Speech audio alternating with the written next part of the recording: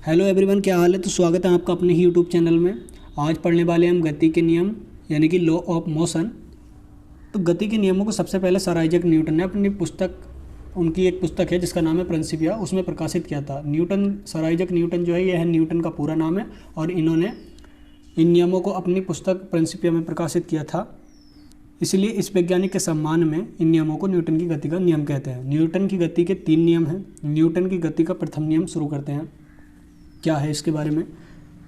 यदि कोई वस्तु विरामावस्था में है तो वह विरामावस्था में रहना चाहती है। यदि कोई वस्तु गति अवस्था में है तो वह गति अवस्था में रहना चाहती है जब तक कि उसके ऊपर कोई बाह्य बल ना लगाया जाए। इसे ही न्यूटन की गति का नियम कहते हैं। तो यदि आपको विराम अवस्था का नहीं पता, यानी कि गति के बारे में नहीं पता कि गति किसे कहते हैं, तो आप पिछली वीडियो में देख सकते हैं कि विराम अवस्था क्या है, कोणीय वेग क्या है, वृत्तीय गति क्या है, संवेग क्या है, आवेग क्या है, त्वरण क्या है, चाल क्या है, विस्थापन क्या है, दूरी क्या है, गति क्या है, वो सारी चीज़ें आपको उसमें मिल जाएंगी पढ़ने के लिए।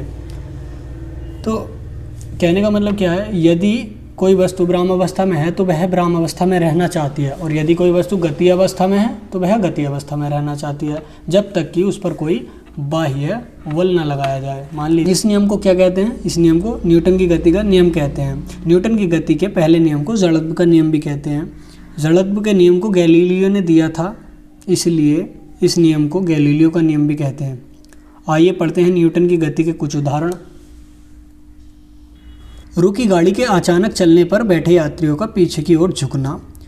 चलती गाड़ी के अचानक रुकने पर बैठे यात्रियों का आगे की ओर झुकना। पेड़ की टहनी को हिलाने पर फल का टूटकर नीचे गिरना। कम्बल को डंडे से पीटने पर धूल के कणों का झड़कर नीचे गिरना। गोली मारने से कांच में छेद हो जाता है जबकि पत्थर मारने पर कांच चकनाचूर हो जाता है। तो ये सारे क्या हैं, ये न्यूटन की गति के प्रथम नियम हैं, प्रथम नियम के उदाहरण हैं। न्यूटन की गति का दूसरा नियम पढ़ेंगे अब। जब कोई बाहरी बल किसी वस्तु पर कार्य करता है तो उसके वेग में परिवर्तन हो जाता है और वह वस्तु त्वरण में आ जाती है। इसे ही न्यूटन की गति का दूसरा नियम कहते हैं। न्यूटन की गति के दूसरे नियम को आवेग संवेग का नियम भी कहते हैं। संवेग और आवेग के ये फॉर्मूले लिखे हुए हैं कि संवेग और आवेग किसे कहते हैं। यदि आपने संवेग और आवेग की वीडियो नहीं देखी है तो प्लीज़ पिछली वीडियो ज़रूर देखें, उसमें आपको आवेग संवेग के बारे में पूरी डिटेल में जो है पढ़ने के लिए मिलेगा।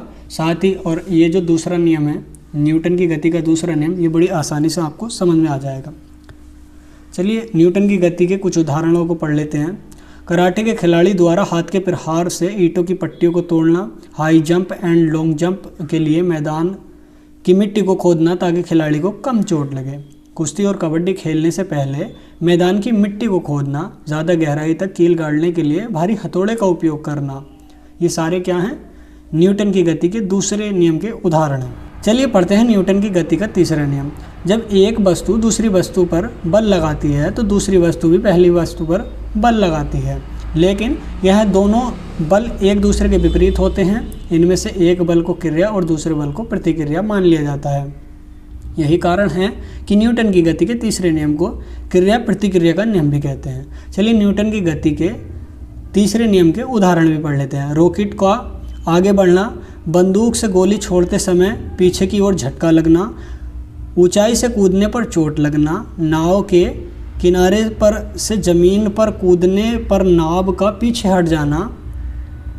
नाव खेने के लिए बांस को नीचे दबाना। कुएं से पानी खींचते समय रस्सी टूट जाने पर व्यक्ति का पीछे गिर जाना। ये सारे क्या हैं, न्यूटन के गति के तीसरे नियम के उदाहरण हैं। चलिए इसी के साथ करते हैं इस वीडियो को ख़त्म। मिलते हैं आपसे एक नई वीडियो का नाम होगा बल यानी कि फोर्स। यदि वीडियो आपको पसंद आई तो प्लीज़ चैनल को सब्सक्राइब कर लेना, साथ ही बेल आइकन को प्रेस कर लेना। और यदि आपका इस वीडियो के बारे में कोई सवाल या सुझाव हो तो प्लीज़ कमेंट कर देना।